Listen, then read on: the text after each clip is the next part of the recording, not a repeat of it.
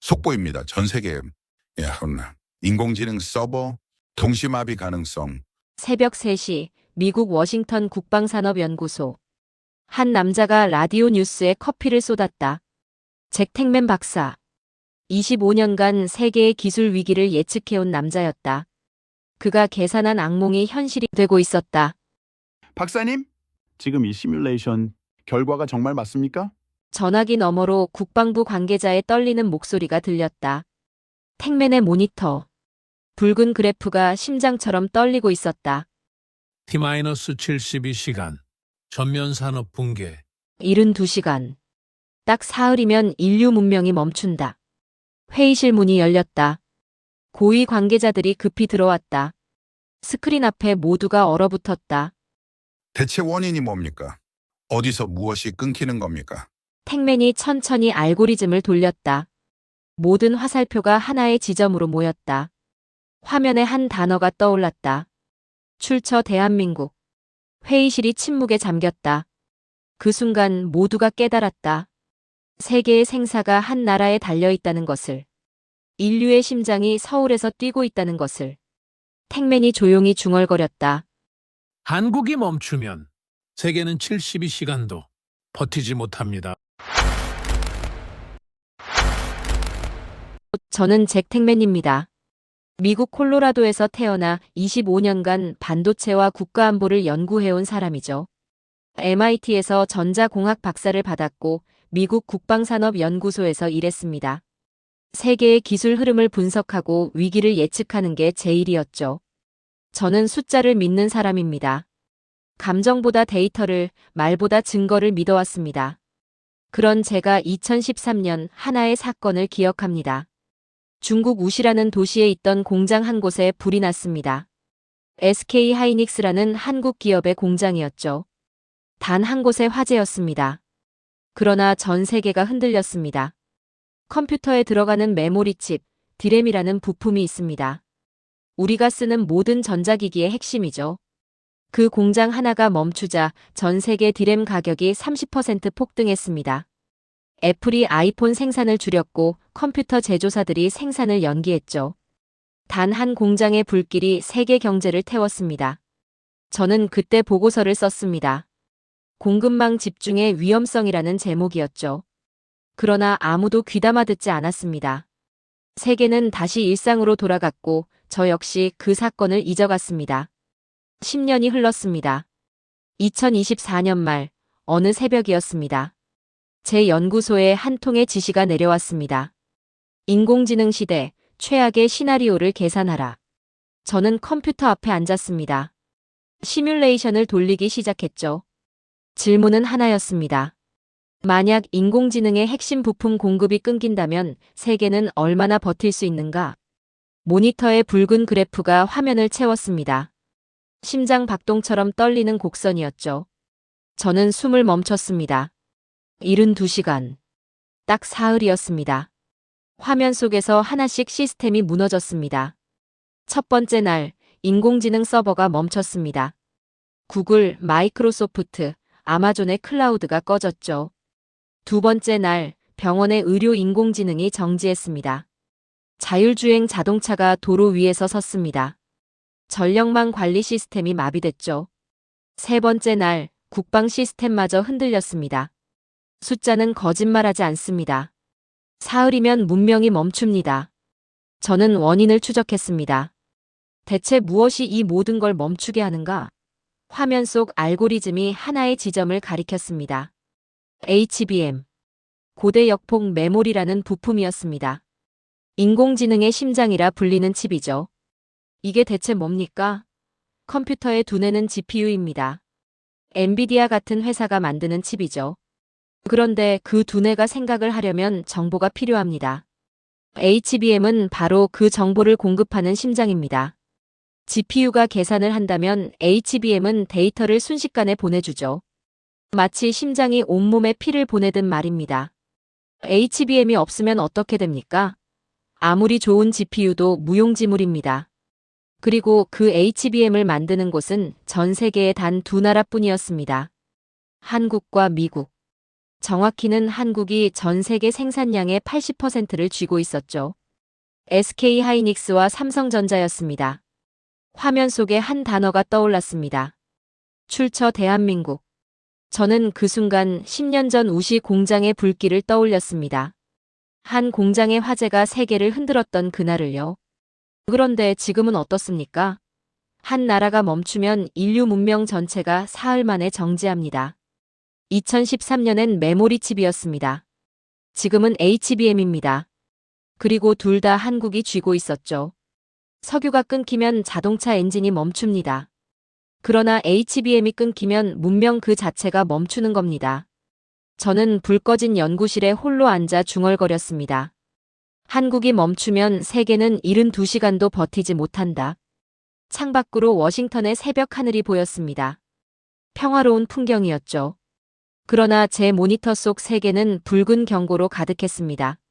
데이터는 명확했습니다. 한국은 더 이상 부품을 만드는 나라가 아니었습니다. 세계의 심장을 쥔 나라였죠. 그날 밤 저는 처음으로 두려움을 느꼈습니다. 25년간 숫자를 분석해왔지만 그날 숫자가 저를 겁냈습니다. 세계는 생각보다 너무 쉽게 무너집니다. 그리고 그 무너짐을 막을 열쇠는 단 하나. 대한민국이었습니다. 저는 그날 밤부터 한국을 파헤치기 시작했습니다. HBM의 역사를 추적했죠. 대체 이 작은 나라가 어떻게 세계의 심장이 됐는가? 첫 번째 발견은 2013년으로 거슬러 올라갔습니다. SK 하이닉스라는 회사가 세계 최초로 HBM을 개발했습니다. 그 해였습니다. 우시 공장에 불이 났던 바로 그 해였죠. 저는 손을 멈췄습니다. 우연이 아니었습니다. 그들은 공장이 불타는 와중에도 미래를 개발하고 있었던 겁니다. 2015년 AMD라는 회사가 그 HBM을 자사 GPU에 적용했습니다. 세계가 놀랐죠. 한국이 이런 기술을 가지고 있었다니. 그러나 그때도 세계는 한국을 과소평가했습니다. 2020년 인공지능 시대가 폭발했습니다. 챗GPT가 등장했고 세계는 인공지능에 미쳤죠. 그 순간 HBM이 필수가 됐습니다. 인공지능은 엄청난 양의 데이터를 처리해야 하니까요. 그리고 세계는 깨달았습니다. HBM을 만들 수 있는 곳은 한국뿐이라는 걸요. 저는 최신 데이터를 분석했습니다. HBM3, HBM4. SK 하이닉스가 세계 최초로 양산에 성공했습니다. 삼성전자는 양산 속도에서 세계 최강이었죠. 두 기업이 전 세계 시장의 80%를 장악했습니다. 나머지 20%? 미국의 마이크론이라는 회사가 겨우 명맥을 유지하고 있었습니다. 저는 의자에 등을 기댔습니다. 80%. 이건 독점이었습니다. 자료를 더 파헤쳤습니다. 엔비디아의 젠슨 황 회장이 한국을 방문한 기록이 나왔습니다. 삼성전자의 이재용 회장과 만났죠. 현대자동차의 정의선 회장도 함께였습니다. 비공개 회동이었습니다. 언론에 공개되지 않은 만남이었죠. 저는 그 회의록을 구했습니다. 물론 공식 문서는 아니었습니다. 그러나 정보망은 항상 존재하죠. 회의 내용은 간단했습니다. HBM 공급을 장기 계약한다. 인공지능 시대에 동맹을 맺는다. 저는 그 문장을 읽고 숨을 삼켰습니다. 이건 단순한 계약이 아니었습니다. 새로운 질서의 서명이었죠. 과거엔 석유 동맹이 세계를 지배했습니다. 사우디아라비아와 미국의 관계처럼요. 이제는 반도체 동맹이 세계를 지배합니다. 한국과 미국의 관계처럼요. 그렇다면 중국은 어떻습니까? 저는 중국의 추격 상황을 분석했습니다. CXMT라는 중국 기업이 있었습니다. 화웨이도 자체 개발을 시도하고 있었죠. 그러나 데이터는 냉정했습니다. 중국의 HBM 시제품은 한국 제품의 절반 속도였습니다. 적층 기술에서 3년은 뒤처져 있었죠. 양산은 아예 불가능한 수준이었습니다. CXMT 부회장이 언론에 말했습니다. 우리는 1년이면 한국을 따라잡는다. 저는 웃지 못했습니다. 1년? 한국은 이미 다음 세대를 개발하고 있었습니다. 시간은 그들의 편이 아니었죠. 기술 격차는 단순히 돈으로 메울 수 없습니다. 10년의 노하우, 수천 명의 엔지니어, 완벽한 공정관리. 이 모든 게 필요했습니다. 중국은 아직 그 문턱에도 도달하지 못했습니다. 저는 모니터를 응시했습니다. 화면 속엔 한국의 데이터가 가득했죠. 생산량, 기술력, 시장 점유율, 모든 숫자가 압도적이었습니다. 세계의 표준은 이제 한국어로 작성됩니다. HBM의 사양을 정하는 건 한국 기업이었죠. 가격을 결정하는 것도, 공급 시기를 정하는 것도 한국이었습니다. 저는 창밖을 바라봤습니다. 워싱턴의 밤하늘이 고요했죠. 그러나 제 머릿속은 폭풍이었습니다. 한국은 단순히 부품을 만드는 나라가 아니었습니다. 문명의 표준을 만드는 나라였죠. 저는 보고서를 닫았습니다. 아니, 이건 보고서가 아니었습니다. 제국의 지도였습니다. 그리고 그 제국의 이름은 대한민국이었습니다. 조용히 중얼거렸습니다. AI 문명의 심장은 서울에서 뛴다. 데이터는 거짓말하지 않습니다. 한국은 이미 세계의 중심이었습니다. 그로부터 사흘 후였습니다. 제 연구실로 긴급 뉴스가 쏟아지기 시작했습니다. 인공지능 기업들, HBM 공급 부족으로 비상. 구글, 아마존, 마이크로소프트 생산 차질. 엔비디아 GPU 출하 지연. 세계가 멈추기 시작했습니다. 제 시뮬레이션이 현실이 되는 순간이었죠. 인공지능 기업들의 주문이 폭증했습니다. 그러나 공급이 따라가지 못했습니다. HBM이 부족했으니까요. 주식 시장이 흔들렸습니다. 엔비디아 주가가 급락했죠. 테슬라도, 구글도, 아마존도 떨어졌습니다. 저는 모니터 앞에서 숨을 죽였습니다. 제 예측이 맞아떨어지고 있었습니다. 그러나 기쁘지 않았죠. 그날 밤 한 줄의 뉴스가 떴습니다. SK하이닉스와 삼성전자 HBM 라인 24시간 풀가동. 저는 화면을 응시했습니다. 24시간 풀가동. 그게 무슨 의미인지 저는 알았습니다. 공장의 모든 설비를 쉬지 않고 돌린다는 뜻이었죠. 엔지니어들이 교대로 라인을 지킨다는 뜻이었습니다. 한국이 세계를 구하기로 결심했다는 뜻이었죠. 다음 날 아침 더 큰 뉴스가 터졌습니다. SK하이닉스 삼성전자 HBM4 플러스 공동 개발 TF 발족. 저는 의자에서 일어났습니다. 공동 개발? 경쟁 관계인 두 기업이 손을 잡았다는 겁니까? 기사를 읽었습니다. 두 회사는 경쟁을 멈추기로 했습니다. HBM4 플러스를 함께 개발하기로 한 겁니다. 더 빠르게, 더 많이 만들기 위해서였죠. 저는 그 순간 이해했습니다. 이건 이익의 문제가 아니었습니다. 생존의 문제였죠. 한국 기업들은 알고 있었습니다. 자신들이 멈추면 세계가 멈춘다는 걸요. 기자회견이 열렸습니다. SK하이닉스 대표가 말했습니다. 우리는 세계의 책임을 느낍니다. 삼성전자 대표가 이어 말했죠. 함께 위기를 넘겠습니다. 저는 그 말을 듣고 숨을 삼켰습니다. 책임. 그들은 이익이 아닌 책임을 말했습니다. 세계가 반응하기 시작했습니다. CNN이 헤드라인을 뽑았습니다. 한국이 인공지능 시장을 구했다. BBC도 보도했죠. 서울, 세계 기술의 새로운 수도. 저는 실시간으로 데이터를 확인했습니다. HBM 출하량이 증가하기 시작했습니다. 엔비디아 주가가 반등했죠. 구글과 아마존 서버가 다시 가동됐습니다. 숫자가 다시 오르고 있었습니다. 심장이 되살아나고 있었죠. 저는 창밖을 바라봤습니다. 워싱턴의 하늘이 밝아지고 있었습니다. 문자 그대로 새벽이 오고 있었죠. 일주일 후, 저는 국제 컨퍼런스에 초청받았습니다. 주제는 인공지능 시대의 공급망이었습니다. 무대에 올랐습니다. 수백 명의 청중이 저를 바라봤죠. 각국의 정부 관계자, 기업 대표, 언론인들이었습니다. 저는 마이크 앞에 섰습니다.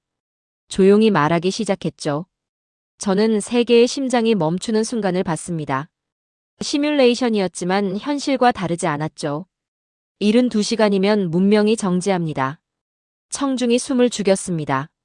그리고 저는 그 심장을 다시 뛰게 한 사람들을 봤습니다. 그들은 이익보다 책임을 택했습니다. 경쟁보다 협력을 택했죠.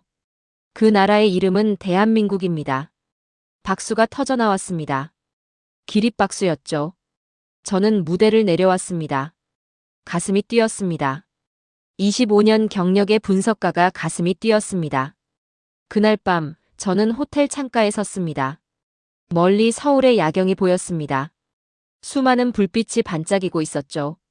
저는 조용히 속삭였습니다. 이건 한국의 이야기가 아니다. 인류의 박동이다. HBM이 다시 불을 켰습니다. 세상은 숨을 돌렸죠. 한국은 세계의 리셋 버튼을 눌렀습니다. 그리고 저는 알았습니다. 이건 산업 뉴스가 아니라 부활 선언문이라는 걸요.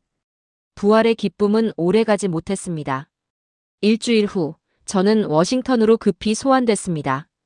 국가안보위원회 산하 공급망 브리핑이었죠. 비공개 회의였습니다.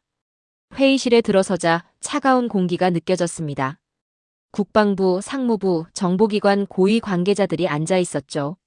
한 관계자가 입을 열었습니다. 택맨 박사, 보고서 잘 봤습니다. 그런데 문제가 있습니다. 저는 고개를 들었습니다.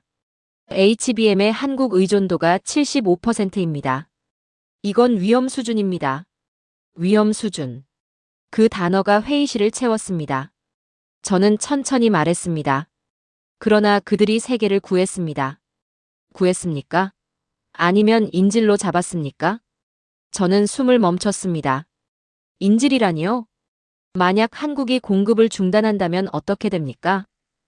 그들이 가격을 마음대로 올린다면요? 이건 국가안보 문제입니다, 박사. 회의실이 조용해졌습니다.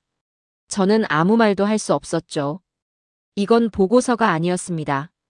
두려움의 자백이었습니다. 며칠 후 언론이 움직이기 시작했습니다. 한국 메모리 패권, 세계 경제 불안 요소, HBM 독점 새로운 위협인가, 한국 의존도 75%, 대책 필요. 헤드라인이 쏟아졌습니다. 모두 같은 논조였죠. 한국은 위협이라는 겁니다. 저는 그 기사들을 읽으며 이를 악물었습니다. 사실은 하나였습니다. 한국이 세계를 구했다는 사실이요. 그러나 진실은 왜곡되고 있었습니다. 구원자가 위협으로 둔갑하고 있었죠. 저는 동료에게 전화를 걸었습니다. 이게 대체 어떻게 된 겁니까? 그가 한숨을 쉬었습니다. 택맨, 자네도 알잖나. 힘이 한 곳에 집중되면 두려움이 생기는 법이지. 저는 전화를 끊었습니다. 두려움. 결국 두려움이었습니다. 그때 중국에서 목소리가 나왔습니다. CXMT 부회장이 기자회견을 열었습니다. 우리는 1년이면 한국을 따라잡습니다. HBM 독점은 곧 끝날 것입니다. 중국의 기술이 세계를 자유롭게 할 것입니다. 자유. 그들은 자유라는 단어를 썼습니다. 저는 웃을 수 없었습니다. 자유라니요? 그들은 아직 시제품조차 제대로 만들지 못하고 있었습니다. 데이터를 다시 확인했습니다. 중국의 HBM은 여전히 한국의 절반 수준이었죠. 1년으로 따라잡는다고요? 시간은 그들의 편이 아니었습니다. 그러나 세계는 그 말에 귀를 기울였습니다. 대안이 필요했으니까요. 그리고 그날 밤 사건이 터졌습니다. SK 하이닉스의 서버에 침입 시도가 감지됐습니다. 보안팀이 긴급 차단했죠. 흔적을 추적했습니다. IP 주소가 나왔습니다. 베이징 근교였습니다. 저는 보고서를 받고 책상을 쳤습니다. 이건 산업 분쟁이 아니었습니다. 정보 전쟁이었죠. 다음 날 삼성전자에서도 같은 일이 발생했습니다. 해킹 시도가 연쇄적으로 일어났습니다. 모두 같은 지역에서였죠. 언론은 조용했습니다. 정부도 공식 반응이 없었습니다. 그러나 저는 알았습니다. 데이터 전쟁이 시작됐다는 걸요. 저는 그날 밤 거울 앞에 섰습니다. 거울 속 제 얼굴을 바라봤죠. 나는 이제 누굴 위해 이 데이터를 분석하는가? 질문이 제 입에서 나왔습니다. 대답은 없었습니다. 미국은 한국을 두려워했습니다. 중국은 한국을 공격했습니다. 언론은 한국을 왜곡했죠. 그리고 저는 그 한가운데 서 있었습니다. 숫자는 명확했습니다. 한국이 세계를 구했다는 숫자요. 그러나 세계는 그 숫자를 위협으로 읽고 있었습니다. 저는 창밖을 바라봤습니다. 워싱턴의 밤이 깊어가고 있었죠. 공포는 항상 회의실의 가장 깊은 자리에 앉아 있었습니다. 그들은 위험이라 썼고 저는 현실이라 읽었습니다. 진실은 지금 전쟁터에 나가 있었습니다. 저는 조용히 중얼거렸습니다. 나는 숫자 사이에 울리는 폭탄 소리를 듣고 있다. 이건 더 이상 분석이 아니었습니다. 증언이었습니다. 저는 결심했습니다. 직접 확인하겠다고요.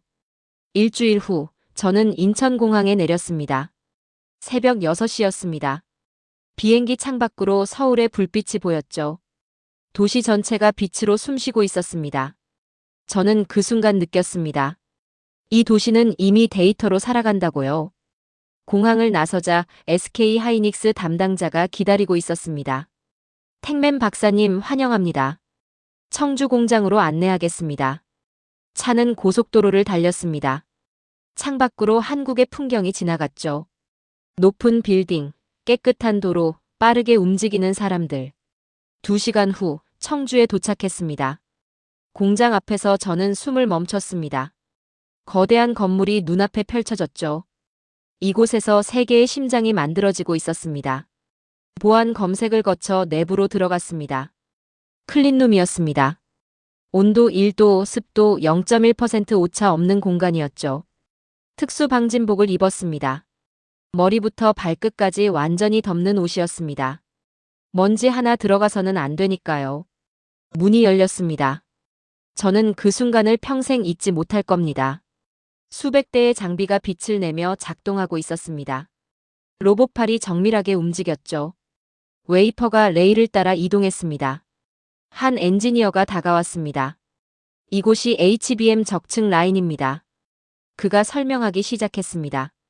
HBM은 메모리 칩을 층층이 쌓아 만든다고요. 마치 아파트를 짓듯이요. 12층을 쌓는다고 했습니다.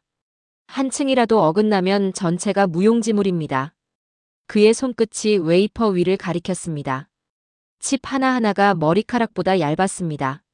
엔지니어의 손이 HBM 스택을 조심스럽게 올려놓았습니다. 로봇이 아니었습니다. 사람의 손이었죠. 저는 그 순간 깨달았습니다. 이건 공장이 아니라 성전이었습니다. 기술의 성전이었죠. 박사님, 이쪽으로 오시죠. 다른 방으로 안내받았습니다. HBM4 프로토타입 테스트룸이었습니다. 모니터에 숫자들이 떠올랐습니다. 초당 1.2 테라바이트 처리. 12단 적층. 오차율 0.001%. 저는 숨을 삼켰습니다. 이건 계산이 아니었습니다. 생명활동이었죠. 데이터가 피처럼 흐르고 있었습니다. 칩 속에서 전기 신호가 빛의 속도로 움직였습니다. 마치 살아 숨쉬는 것 같았죠. 점심시간이었습니다. 구내 식당에서 젊은 엔지니어와 마주 앉았습니다. 20대 후반으로 보였죠. 박사님, 궁금한 게 있으신가요? 저는 물었습니다. 왜 이 일을 합니까? 그가 잠시 생각했습니다. 그리고 조용히 말했죠. 저희는 단지 멈추지 않는 세상을 만들고 싶었습니다. 저는 그 말에 멈췄습니다. 멈추지 않는 세상. 세상이 인공지능으로 움직이잖아요. 병원도, 자동차도, 공장도요. 만약 그게 멈추면 사람들이 다칩니다. 저희는 그걸 막고 싶었어요. 그의 눈빛이 진지했습니다. 이익을 말하지 않았습니다. 사명을 말했죠. 저는 그 순간 이해했습니다. 기술은 이익이 아니라 의지였다는 걸요. 저녁이 됐습니다. 공장 옥상에 올랐습니다. 청주 시내가 내려다 보였죠. 담당자가 말했습니다. 저 도시에도 저희 직원들이 살고 있습니다. 그들의 가족도 친구들도요. 저희는 그들을 위해 일합니다. 저는 고개를 끄덕였습니다. 숫자 뒤에 사람이 있었습니다. 데이터 뒤에 삶이 있었죠. 서울로 돌아오는 길이었습니다. 차 안에서 저는 창밖을 바라봤습니다. 고속도로 옆으로 공장들이 보였습니다. 불이 환하게 켜져 있었죠. 밤에도 멈추지 않는 공장들이었습니다. 세계를 위해 쉬지 않는 사람들이었습니다. 호텔에 도착했습니다. 창가에 서서 서울의 야경을 바라봤습니다. 수만 개의 불빛이 반짝이고 있었죠. 저는 조용히 말했습니다. 그들은 세계의 심장을 수리하고 있었다. 워싱턴에서 본 데이터와 달랐습니다. 숫자 뒤에 사람이 있었습니다. 기술 뒤에 의지가 있었죠. 이곳에서 시간은 멈추지 않았습니다. 세계의 심장이 이 공기 속에서 뛰고 있었습니다. 저는 나 자신에게 말했습니다. 한국은 이제 심장을 고치는 의사다. 그리고 깨달았습니다. 저는 기술을 보고 눈물이 날 뻔했다는 걸요. 25년 경력의 냉철한 분석가가 말입니다. 서울에서 돌아온 지 사흘 후였습니다. 제 연구실 전화가 울렸습니다. 급한 목소리였죠. 박사님, 지금 시장을 보셨습니까? 저는 모니터를 켰습니다. 붉은색이 화면을 가득 채웠습니다. 한국 HBM 출하량 조정 검토. 단 한 줄의 소문이었습니다. 출처도 불분명했죠. 그러나 세계는 즉각 반응했습니다. 엔비디아 주가가 10% 폭락했습니다. 구글, 아마존, 마이크로소프트가 동반 하락했죠. 테슬라도 메타도 떨어졌습니다. 글로벌 증시가 패닉에 빠졌습니다. 저는 의자에 깊이 앉았습니다. 한 줄의 트윗이 지구의 심박수를 바꿨습니다. 전화가 쏟아지기 시작했습니다. 택맨 박사, 이게 사실입니까? 한국 정부가 정말 출하량을 조정합니까? 대책이 있습니까? 저는 모든 전화를 끊었습니다. 이건 루머였습니다. 그러나 루머가 현실이 되고 있었죠. 이틀 후, 저는 또다시 소환됐습니다. 이번엔 서울이었습니다. 한국 정부와 기업의 비상회의였습니다. 저는 참관인 자격으로 초대받았죠. 회의실 밖으로 서울에 비가 내렸습니다. 창밖 풍경이 흐렸습니다. 회의가 시작됐습니다. 정부 관계자가 입을 열었습니다. 세계 각국에서 문의가 쏟아지고 있습니다. 출하량 조정설에 대한 해명을 요구합니다. SK하이닉스 대표가 말했습니다. 조정 계획은 없습니다. 우리는 약속을 지킵니다. 삼성전자 대표가 이었습니다.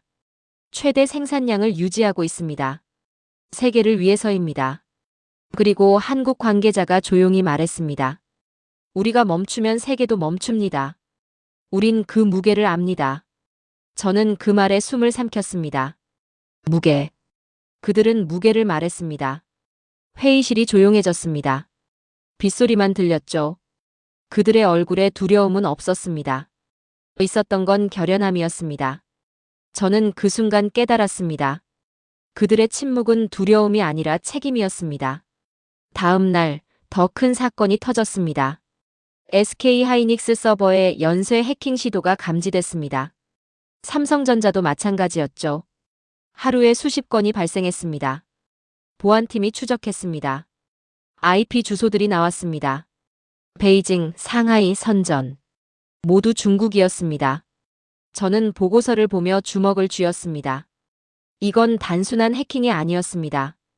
데이터 전쟁의 전면 개막이었죠. 그들은 기술을 훔치려 했습니다. 10년의 노하우를 수천 명의 땀을 훔치려 했습니다. 저는 더 이상 참을 수 없었습니다. 사흘 밤을 새워 경고문을 작성했습니다. 제목은 간단했습니다. HBM 문명의 혈관. 내용은 명확했습니다. HBM은 단순한 부품이 아닙니다. 인류 문명의 혈관입니다. 이 혈관이 끊기면 모든 국가가 죽습니다. 한국은 그 혈관을 지키고 있습니다. 세계는 이를 인정해야 합니다. 마지막 문장을 썼습니다. 공격이 아닌 존중으로 대하십시오. 발표했습니다. 전 세계 언론이 즉각 반응했습니다. CNN이 헤드라인을 뽑았습니다. 미국 전문가 한국 기술 보호 촉구. BBC도 보도했죠. HBM 문명의 생명선. 로이터, 블룸버그, 파이낸셜 타임스. 모두 제 경고문을 인용했습니다. 저는 이제 분석가가 아니었습니다. 증언자였습니다. 그날 밤 저는 다시 서울에 있었습니다. 호텔 창가에 섰습니다. 서울의 불빛이 비에 젖어 반짝이고 있었죠. 저는 조용히 말했습니다. HBM은 이제 문명의 혈압계다. 한 줄의 소문이 세계를 흔들었습니다. 그러나 한국은 흔들리지 않았습니다. 연쇄 해킹이 있었습니다. 그러나 한국은 지켜냈습니다. 세계가 압박했습니다. 그러나 한국은 책임을 다했습니다. 저는 그들의 눈빛을 봤습니다. 책임을 짊어진 민족의 눈빛을요. 창밖으로 빗줄기가 보였습니다. 그러나 서울의 불빛은 꺼지지 않았습니다. 저는 깨달았습니다. 한국은 이제 세계의 시간을 관리한다는 걸요. 그들의 어깨에 인류의 시간이 걸려 있었습니다. 무거운 짐이었습니다. 그러나 그들은 그 무게를 견디고 있었습니다. 저는 창에 이마를 댔습니다. 차가운 유리였죠.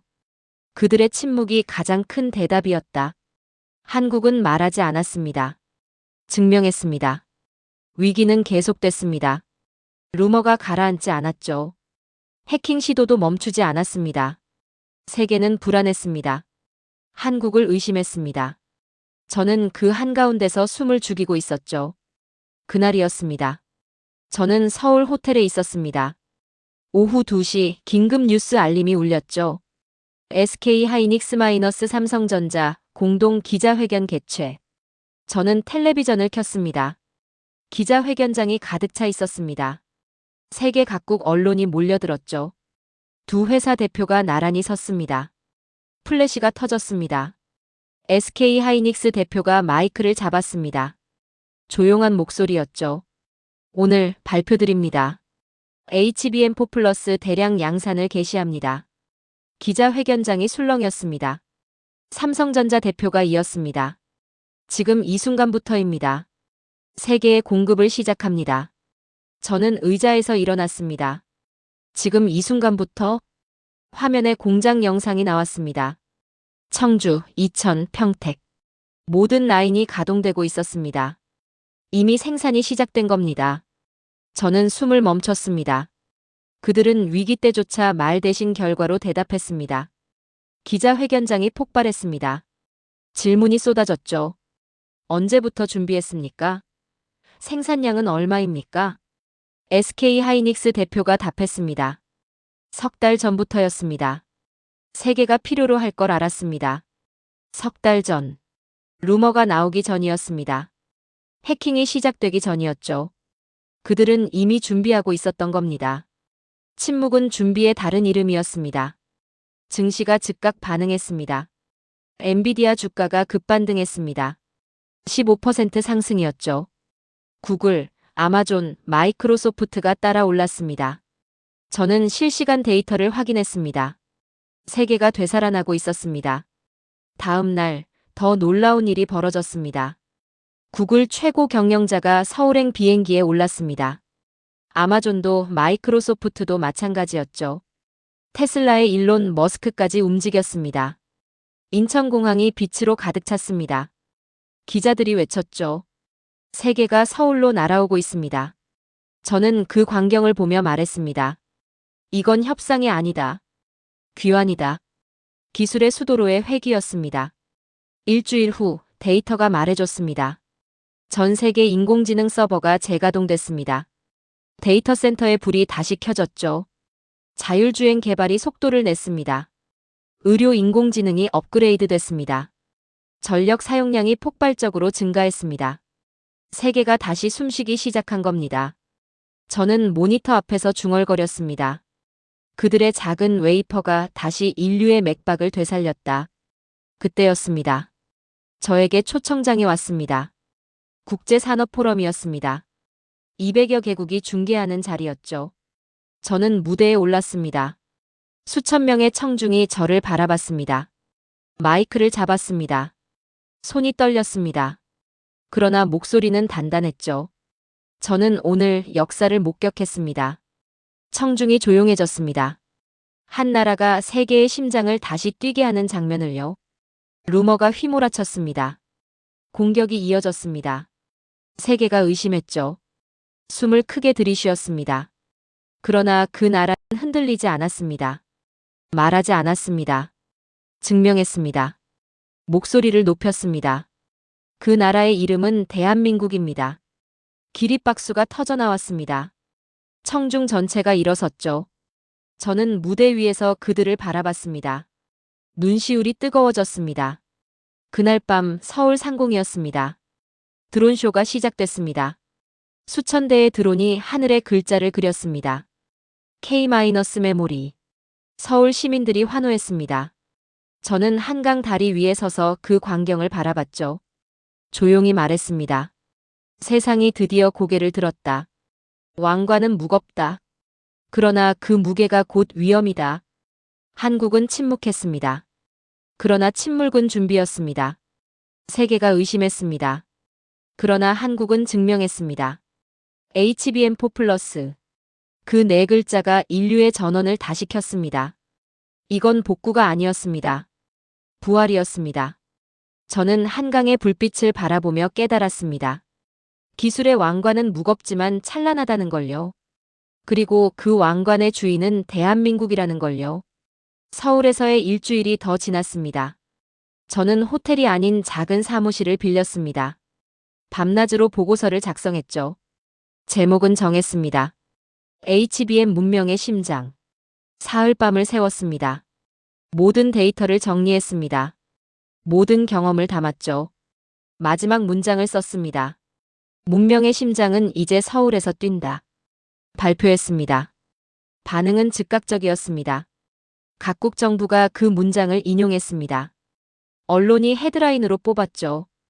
기업들이 회의 자료에 담았습니다. 저는 그 순간 알았습니다. 이건 단순한 보고서가 아니라는 걸요. 새로운 시대의 선언문이었습니다. 한 달 후 제네바였습니다. 국제회의가 열렸습니다.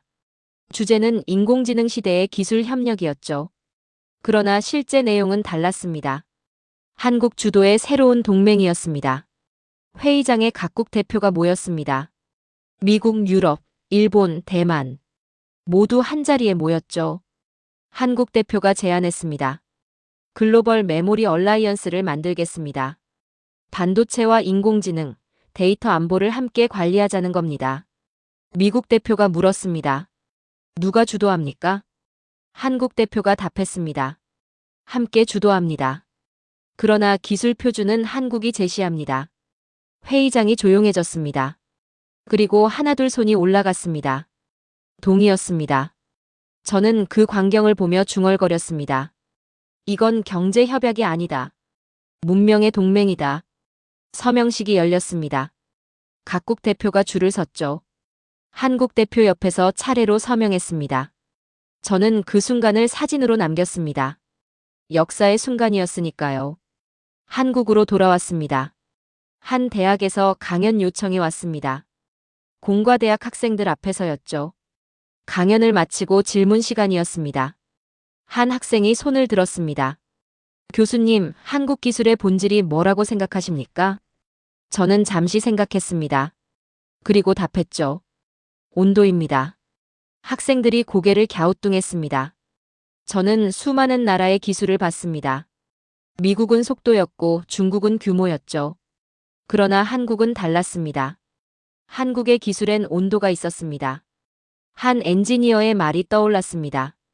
멈추지 않는 세상을 만들고 싶었다는 그 말이요. 기술은 인간을 위한 것입니다. 한국은 그걸 증명했습니다. 학생들이 박수를 쳤습니다. 그 말은 퍼져나갔습니다. 언론이 보도했죠. 교과서에 실렸습니다. 기술은 인간을 위한 것. 한국 엔지니어들의 철학이 세계로 전파됐습니다. 몇 달 후였습니다. 국제분쟁 지역에 한국 대표단이 파견됐습니다. 중재자로서였죠. 데이터 공유 문제로 두 나라가 충돌하고 있었습니다. 한국이 해결책을 제시했습니다. 인공지능 윤리 규범을요. 양국이 받아들였습니다. 한국의 말이었으니까요. 저는 그 뉴스를 보며 놀랐습니다. 한국은 칩을 만들지만 동시에 질서를 만들고 있었습니다. 평화의 상징이 되고 있었죠. 마지막 밤이었습니다. 저는 한강 다리 위에 섰습니다. 겨울이었습니다. 강바람이 차가웠죠. 한강 위에 수만 개의 조명이 비쳤습니다. 다리의 불빛, 빌딩의 불빛, 배의 불빛. 마치 세계의 신경망이 살아 움직이는 듯 했습니다. 저는 그 광경을 바라보며 깨달았습니다. 석유의 시대가 저물었습니다. 이제는 반도체의 시대입니다. 과거의 중심은 서쪽이었습니다. 이제 중심은 동쪽입니다. 한국이 칩으로 세상을 되살렸습니다. 윤리로 세상을 이끌었죠. 그들의 손끝에서 인류의 리듬이 되살아났습니다. 저는 조용히 말했습니다. 그날 밤 나는 알았다. 인류의 심장은 더 이상 서쪽이 아니라 동쪽에서 뛴다. 찬 바람이 불었습니다. 그러나 가슴은 뜨거웠습니다. 이건 기술의 승리가 아니었습니다. 인간의 승리였습니다. 한국은 단순한 공급국이 아니었습니다. 세계의 전원을 다시 켠 유일한 존재였죠. 인간의 시간을 다시 움직이게 한 나라였습니다. 그리고 그 왕관 위엔 한 단어가 새겨져 있었습니다. 코리아. 저는 한강의 불빛을 마지막으로 바라봤습니다. 영원히 기억할 광경이었습니다. 세계의 심장이 뛰는 소리가 들렸습니다. 바로 이곳 서울에서요.